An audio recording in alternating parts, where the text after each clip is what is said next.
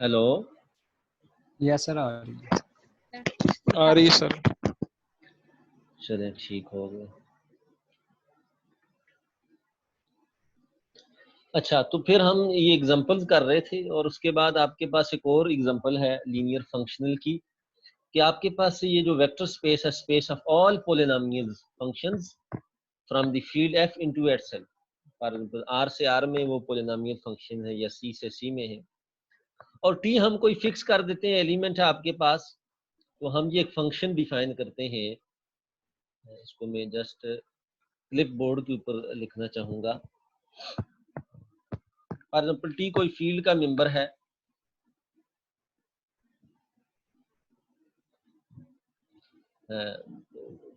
P आपके पास में, इसको जस्ट एफ ऑफ एक्स से, क्योंकि जनरल नोटेशन ओवरऑल बुक्स में ये होती है स्पेस ऑफ ऑल पॉलिनोमियल्स की,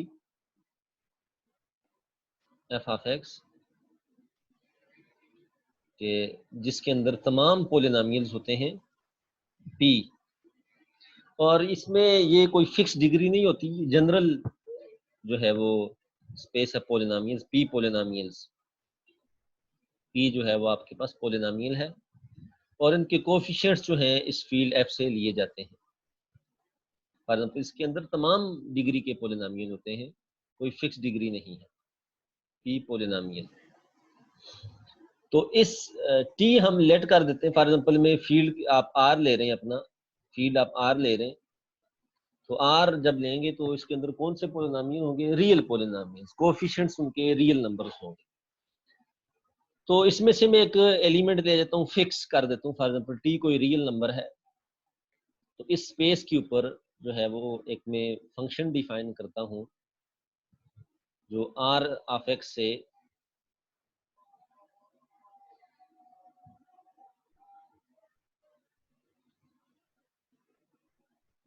आर में जा रहा है। डिफाइन कैसे है? फॉर एग्जांपल अगर आपके पास कोई सा भी पॉलिनोमियल है, जनरल पॉलिनोमियल है पी, ये क्या करता है, उसमें ये एलिमेंट आपको प्लग करना पड़ता है पी ऑफ टी, तो ये इसके ऊपर आपको मैप करवा, तो आप चेक कर सकते हैं कि ये लीनियर फंक्शनल है। फंक्शनल कैसे है? क्योंकि ये फील्ड वेक्टर स्पेस से करस्पॉन्डिंग फील्ड पे है, और लीनियर क्यों है? आप इस लीनियर की कंडीशन को ये सेटिस्फाई कर रहा है।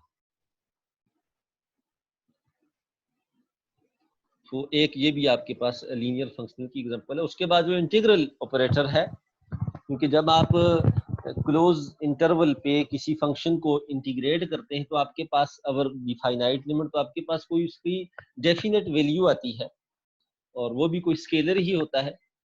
तो हम लेट करते हैं ए बी कोई क्लोज इंटरवल है और रियल लाइन के ऊपर, और सी ऑफ ए बी जो है space of all continue real valued functions हैं, और ये भी आप जानते हैं कि ये वेक्टर स्पेस है। तो फिर हम ये एक फंक्शन जो है सी ऑफ ए बी से आर के ऊपर हम डिफाइन करते हैं, जो इन टर्म्स ऑफ इंटीग्रल लिखा गया है A to B G of T D T. और ये हमने continuity space of all continuous function क्यों ली? क्योंकि हर जो फंक्शन है वो इंटीग्रेबल नहीं होता, जो कंटिन्यूस फंक्शन होते हैं वो रीमान इंटीग्रेबल होते हैं। तो ये हमने डिफाइन किया, तो ये भी आपके पास एक लीनियर फंक्शनल है। अच्छा, हाँ जी बच्चों, ये क्लियर हो गया आपको कि फंक्शनल क्या चीज है, लीनियर फंक्शनल क्या चीज है? जी सर। अच्छा, नेक्स्ट आपके पास डेफिनेशन है कि अगर आपके पास एक वेक्टर स्पेस है, तो उस वेक्टर स्पेस से करस्पॉन्डिंग फील्ड के ऊपर जितने भी लीनियर फंक्शंस हैं, अगर हम उनको एक सेट में कलेक्ट करके लिख दें, तो वो जो सेट है उसको ऐसे डिनोट किया जाता है एल ऑफ वी एफ, और इसको कहा जाता है कि ये डुअल स्पेस है, डुअल स्पेस ऑफ वी, और इसको ऐसे भी लिखा जाता है V star, the collection of all linear functionals from vector space V to F is called the dual space of vector space V. और इसकी नोटेशन ये है, इसको वी स्टार से लिखा जाता है, क्योंकि आप अलजबरा पढ़ रहे हैं तो इसको कहा जाएगा अलजबराइक डुअल स्पेस, अलजबराइक डुअल स्पेस। और आप ये चेक कर सकते हैं कि अगर V आपके पास कोई सी भी फाइनाइट डायमेंशनल वेक्टर स्पेस है, तो जो डायमेंशन ऑफ, क्योंकि आप ये इजीली, क्योंकि लीनियर आपको मैंने ये भी बताया था कि किसी भी एक वेक्टर स्पेस से दूसरी वेक्टर स्पेस के ऊपर जो कलेक्शन है लीनियर ट्रांसफॉर्मेशन की, ये अगेन वेक्टर स्पेस होती है, with respect to point wise addition and scalar multiplication of functions। तो ये भी आपके पास, क्योंकि इसमें जस्ट हमने वेक्टर स्पेस जो करस्पॉन्डिंग दूसरी साइड टारगेट स्पेस जो ली है वो फील्ड ही लिया है, तो ये भी बेसिकली उसका एक सबसेट ही आप कह सकते हैं, सिलेक्शन सबसेट है, और ये भी एक वेक्टर स्पेस है। तो इसकी जो डायमेंशन होगी वो क्या होगी, गिवन वेक्टर स्पेस की डायमेंशन होगी अगर वी आपके पास फाइनाइट डायमेंशनल है। उसकी वजह क्या है, उसकी वजह ये है कि आपको मैंने बताया था, एक एग्जांपल भी मैंने करवाई थी प्रीवियस चैप्टर्स में, कि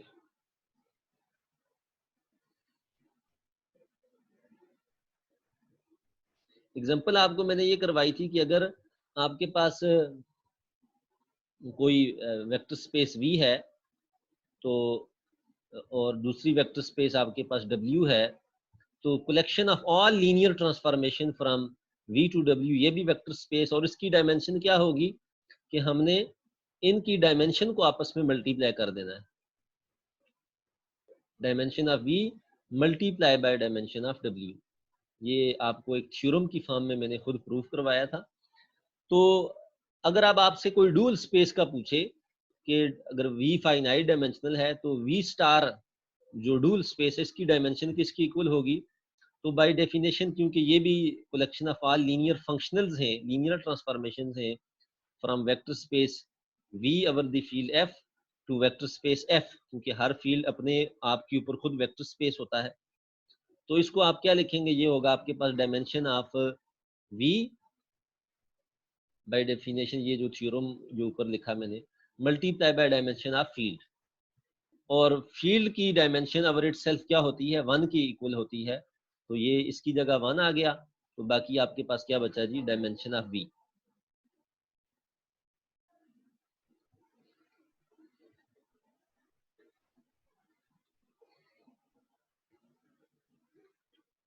ठीक है बच्चों।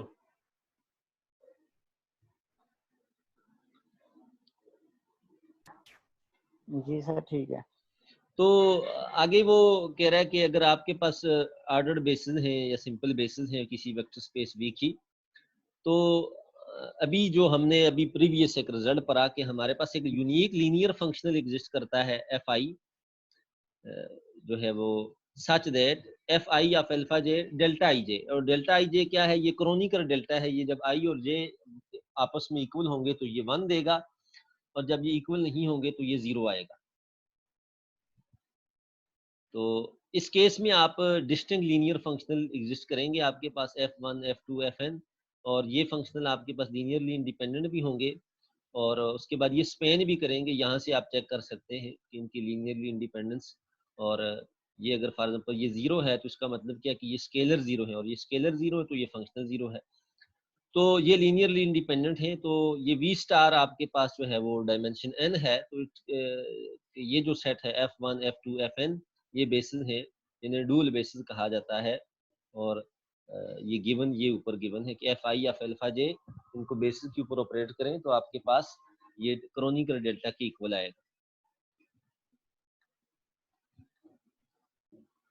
अच्छा जी, ये नेक्स्ट इसको इसी ने थ्योरम की फॉर्म में लिखा हुआ, ये आपने खुद देख लेना है, ये बहुत ही एलिमेंट्री थ्योरम है फंक्शनल से रिलेटेड।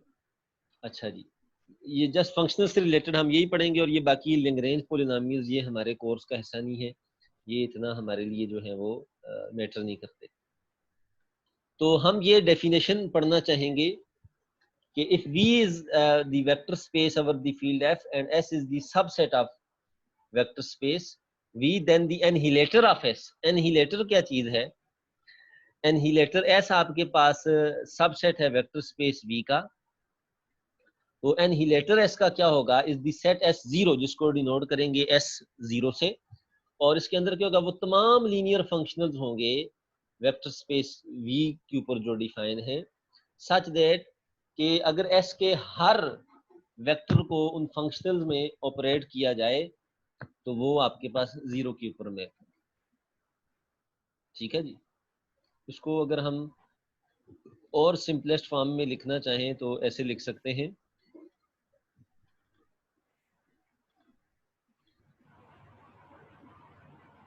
कि एनहिलेटर क्या चीज है। अच्छा,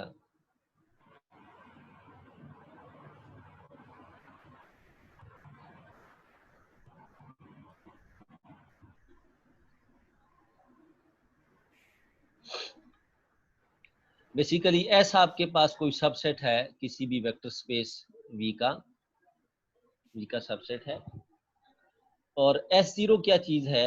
S0 आपके पास ये एक सेट है जिसके अंदर डेफिनेशन के तमाम लीनियर फंक्शनल्स हैं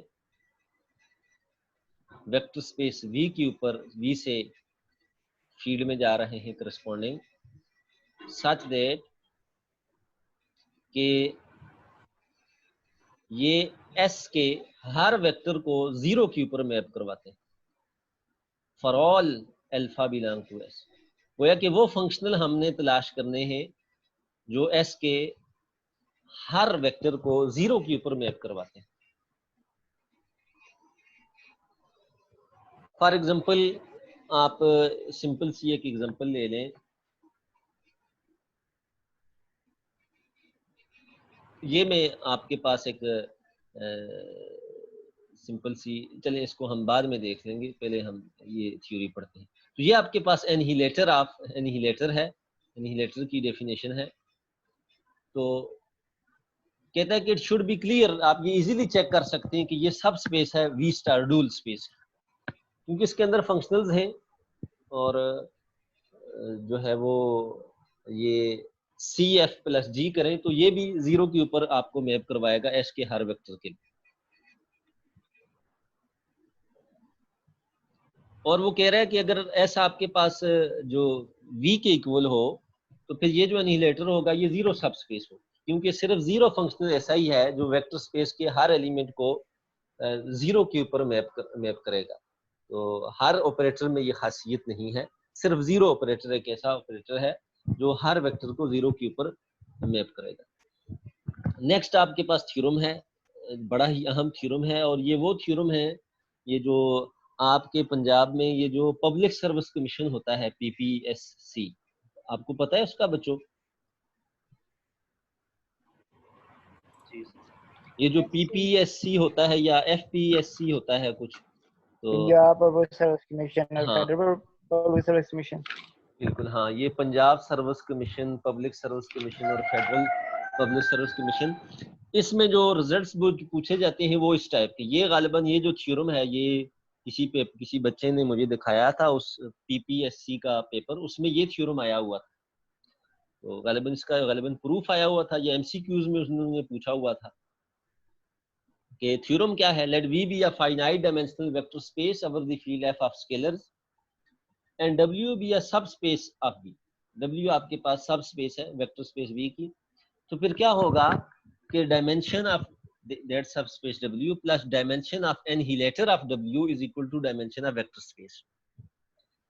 कि एनहिलेटर की डायमेंशन और उस सब स्पेस की डायमेंशन जो है वो वेक्टर स्पेस की डायमेंशन के इक्वल होगा, उनका सम।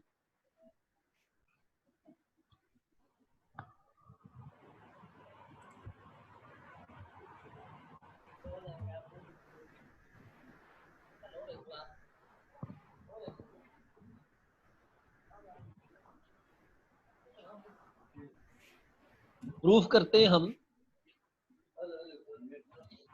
सपोज करते हैं कि जो वेक्टर स्पेस W है उसकी डायमेंशन जो है वो आपके पास K है।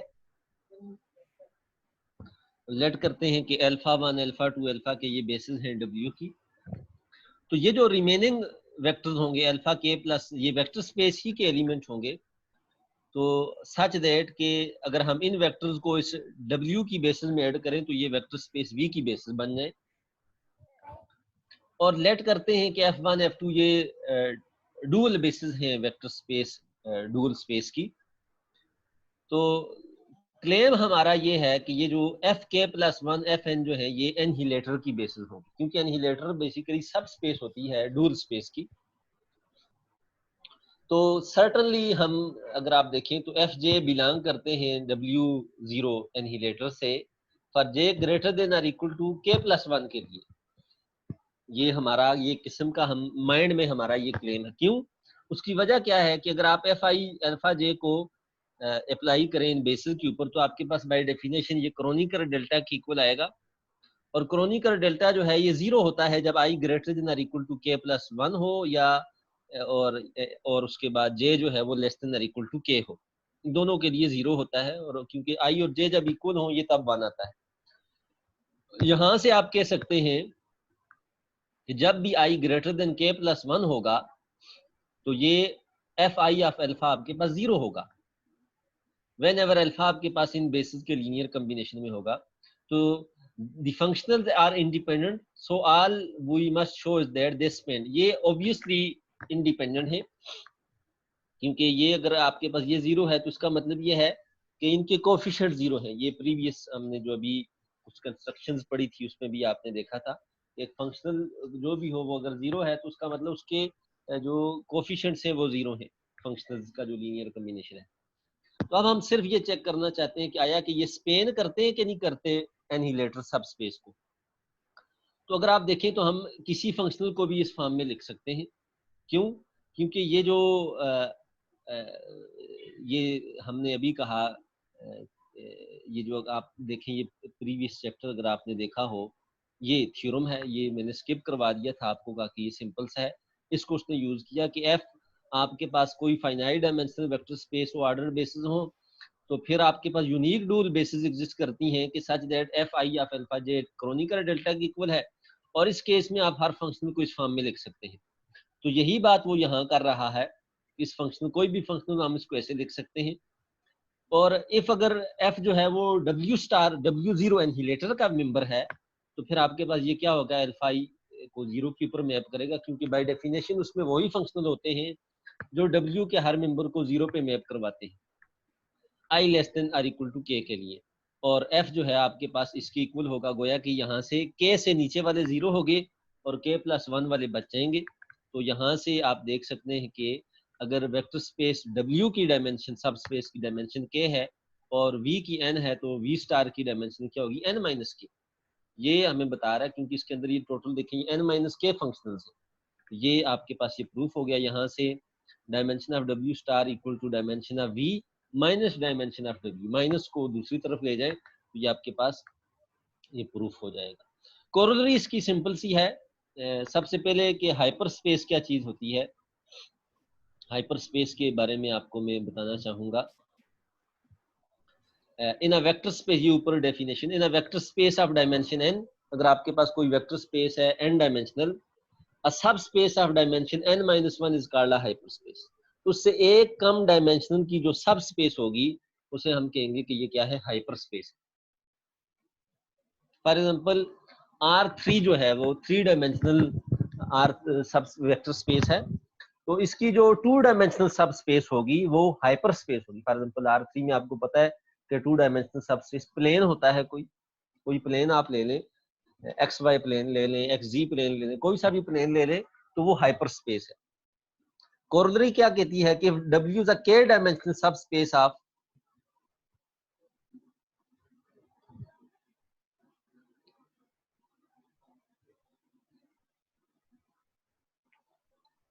W is a k dimensional vector subspace of a vector space V, और जो वेक्टर स्पेस उसकी डायमेंशन n है, then W is the intersection of n minus k hyperspaces in V।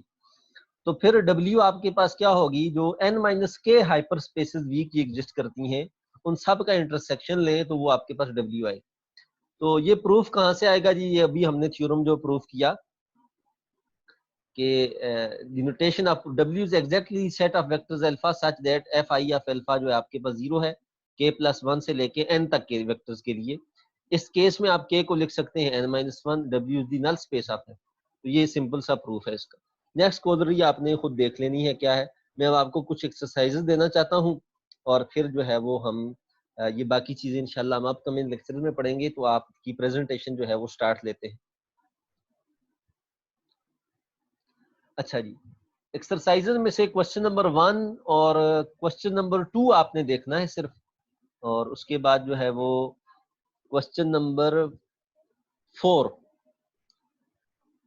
Question number 4 भी और question number 3, just 4 question आपने पहले try करने हैं। तो बाकी चीजें इंशाल्लाह हम अपकमिंग लेक्चर्स में पढ़ेंगे। ठीक है बच्चों? Okay sir. तो आज के लेक्चर से कोई रिलेटेड आपका कोई क्वेश्चन हो तो पूछ सकते हैं आप, तो फिर आपकी प्रेजेंटेशन स्टार्ट करते हैं।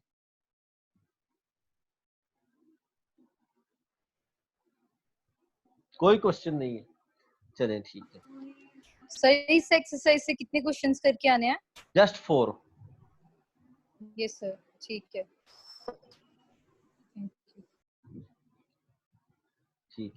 ठीक है बच्चों, फिर अभी आप लीव कर दें तो मैं आपके लिए नई मीटिंग जो है वो अरेंज स्केड्यूल करता हूं।